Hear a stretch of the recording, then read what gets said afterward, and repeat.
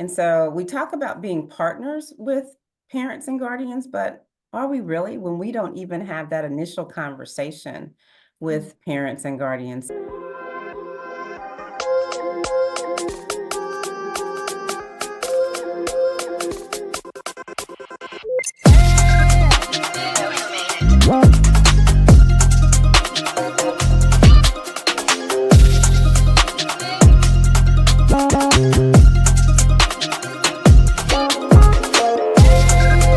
Hello, Empower Nation. Welcome to Empower Her Money podcast. I'm your host, Angela Duncan. Today's episode, I get to interview LaTonya Turner. She is a dean at a major college university. We're going to talk about her role and some tips for parents as they're getting their kids ready for college.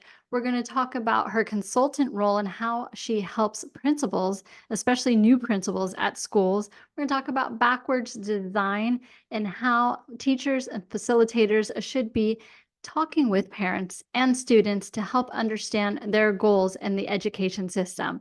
Today's episode is sponsored by morewithangela.com, where we are bringing the wealthy strategies to you to help you earn double-digit passive income without spending more time. Go to morewithangela.com, book your consultant appointment with me directly, morewithangela.com, where our team helps you keep more, make more, live more. Hi, LaTonya. Welcome to Empower Her Money podcast. Good afternoon, and thank you so much for having me. Yeah, I was reading a little bit about, we were just talking offline, but I would love for you to first share your story. Talk about how you got into what you're doing today, and then we'll get into some teaching. Yeah, so I actually founded my own consulting company. It's called 2CL Consulting, and I'm an educator by trade, and so the consulting company focuses on school evaluations and coaching of school leaders. So by day, I am the dean of a school of education at a university in Indianapolis, and so that's kind of how I fell into, starting my own consulting business. But I also co-founded the League of Extraordinary Parents with my husband, Nate Turner, as well. And, with the League, it was really important for us to, work with parents and guardians to provide, a template for them on how to raise their child from conception to college and beyond. And then help them think about how best to backwards design their child's life. I know that we don't typically think about raising our children in that way, but that's what we did with our son, who's now 28 years old, just finished his PhD, Carnegie Mellon University in Pittsburgh, electrical and computer engineering. And then now he's at NYU working on his MBA. And so we were intentional about his life, and we just love being able to work with parents and guardians on helping them help their children be the best versions of themselves. Yeah, so I want to first dive into being a dean at a university. You see all sorts of children from different upbringings. What are some things that perhaps parents can learn from what you've seen and how they can teach their children to be that best version of themselves? I think first and foremost, we in education, I have to be honest, we don't do a good job of asking parents and guardians, what are your hopes and dreams for your child? And so we talk about being partners with parents and guardians, but are we really when we don't even have that initial conversation with parents and guardians? So I think it's first important for us to take a step back and ask those questions, or ask that question of the parent and guardian. What are your hopes and dreams for your child? And then work from there to build that partnership. There are all kinds of things that I've seen as a dean or someone in education working with parents and guardians regarding their educational journey for their child. But again, first and foremost, it's important to ask the parents and guardians what are the hopes and dreams for their children. And I do think that would be an amazing question too, like if the school has that conversation with the parent, but then also bringing in the Oh, child. most definitely. It's very important to have it with the child as well. We can't assume that the parents, parents are going to probably want one thing and the child is going to want something else, especially when you're talking about older children who are older elementary, middle school, high school. What are the differences between the two? Because I would imagine there are some differences. And how do you help the parents and the children kind of come together and be on that same accord? Yes. And in today's day and age, we're having more entrepreneurs than we ever have in history, Sure so it's are. such a changing dynamic. So, what are some tips that you have maybe for parents whose children are showing the entrepreneurship versus, what they have learned growing up, getting a job? What are some tips for those Yeah. parents? Yeah, I think it's important to nurture that passion. Find different activities that your children could be involved in that do speak to the entrepreneurial spirit in them. Don't shy away from it at all. Embrace it, most definitely. I think about even with my own child. I mentioned that he is working on his MBA at NYU. And part of the reason why he wanted to do that, even at 28 years old, is because he wants to be an entrepreneur. Mm. And so some would say, hey, you just got a PhD in electrical and computer engineering. Really? You're now going to go and get your MBA? Well, yeah, that's important to him because he wants to have his own business. And so I think all along the way, we have been, my husband and I have been really supportive in ensuring that he is able to have those kinds of opportunities. I think back to when he was a young child, he wanted an iPhone, and we made him create a contract. You Mm. got to have contracts as a part of being an entrepreneur. So he had to create a contract. What is he going to do in order to get that phone? So, some activities like that could even be helpful with parents who have younger children who want certain things, but also know that they probably want to have their own business or do something on their own one day. Put those pieces in place for them to start learning early on. Yeah, hopefully the audience is listening. If you're a parent, a contract is a great idea. Like, what are you going to do to earn this? And also, what are you going to do to maintain it once you do get Exactly, it? exactly. Yeah. So you're also a business owner. I would love for you to share some tips that you've kind of learned over your journey of being a business owner and perhaps give some good information back to the audience. Sure. First and foremost, you really need to be committed.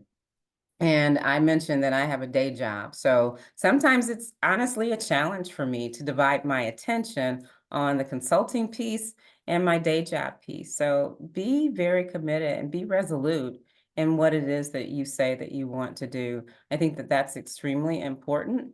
I also think it's important to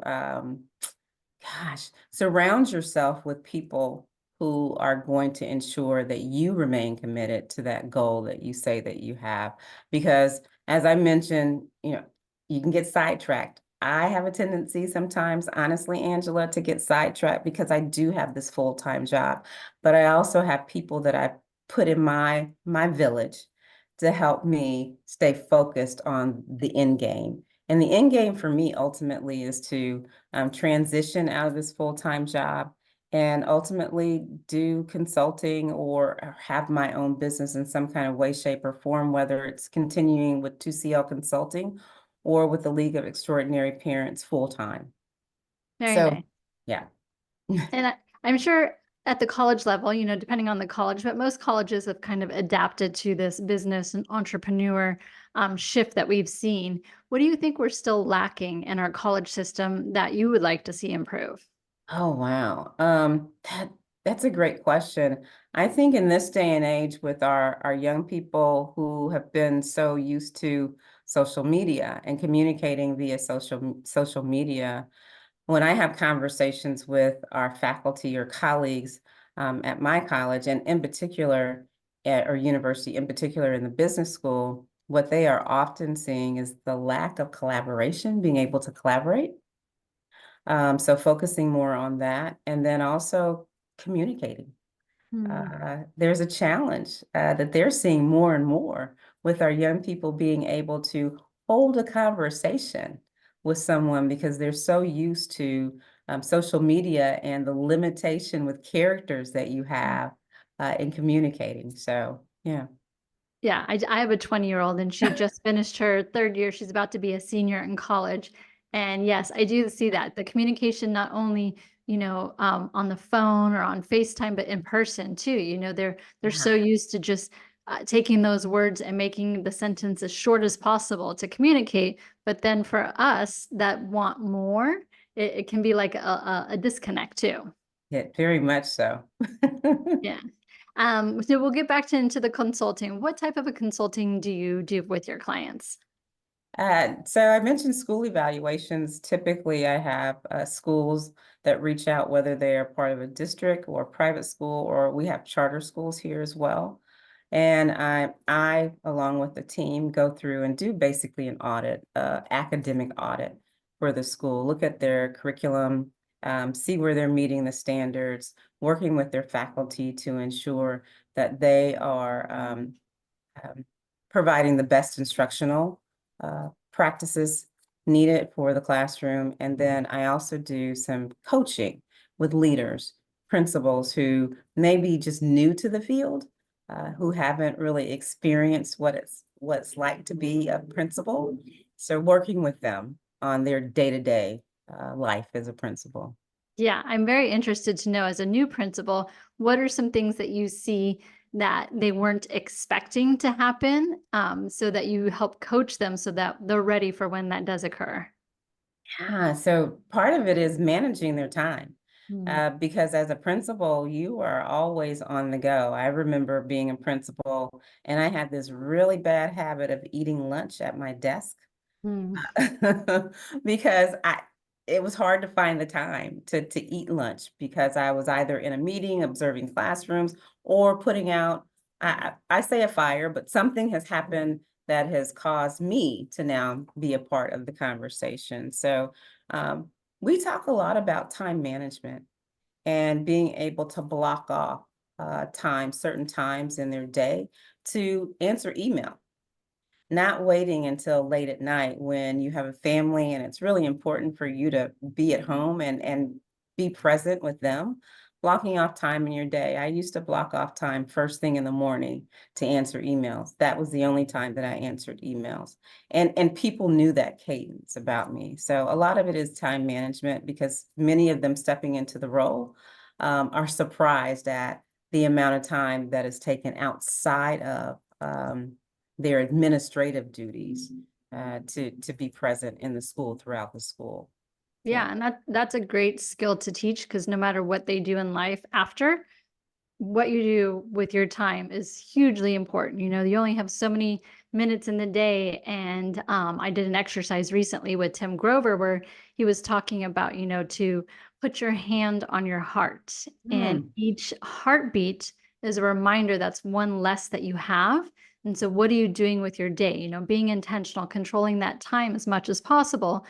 So, I love that you're teaching that because that's a skill that they really need to have, not only in that role, but anything else going forward. yeah, thank you. Yeah.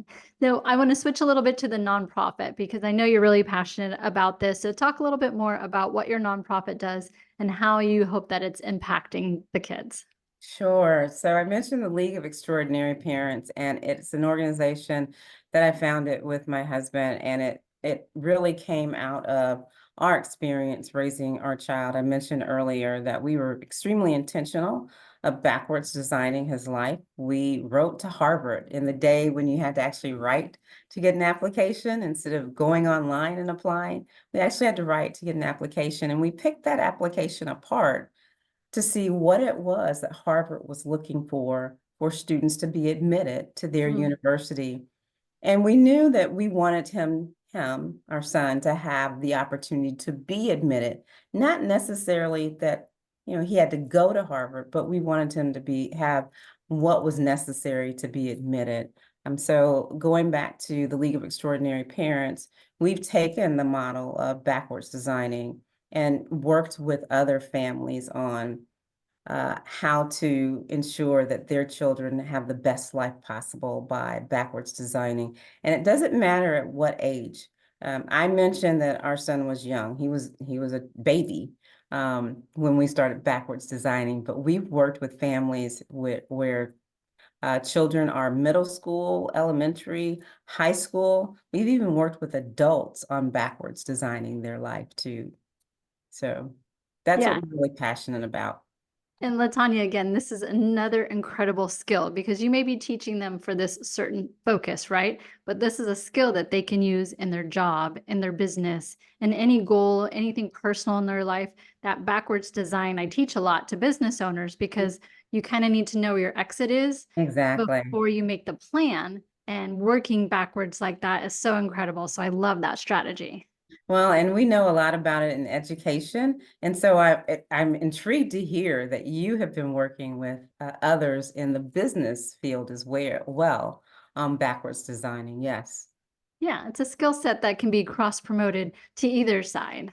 Yeah, most definitely. It's extremely important for you to know where you want to go at first and foremost, and then backwards design your life to get to that point. Yeah, Mhm. Yeah, and celebrating the milestones along the way. exactly. It's a journey. It's a journey. Yeah. So what do you see for yourself in the future? Full-time consulting and the charity work, what else would be on your plate? Gosh, just having fun and enjoying life. And I'll be 60 in August.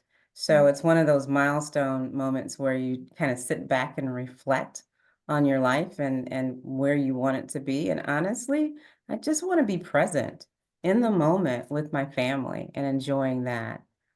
Yeah, I think that's something we can all implement today.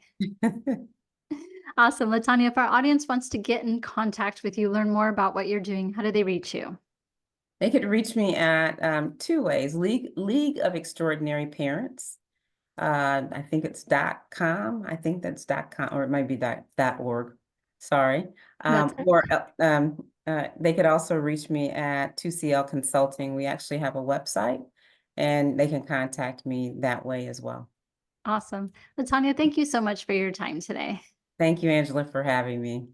Thank you so much for tuning into Empower Her Money podcast. Hope you enjoyed this episode. Don't forget to subscribe, share this podcast, and leave a review wherever you are tuning in.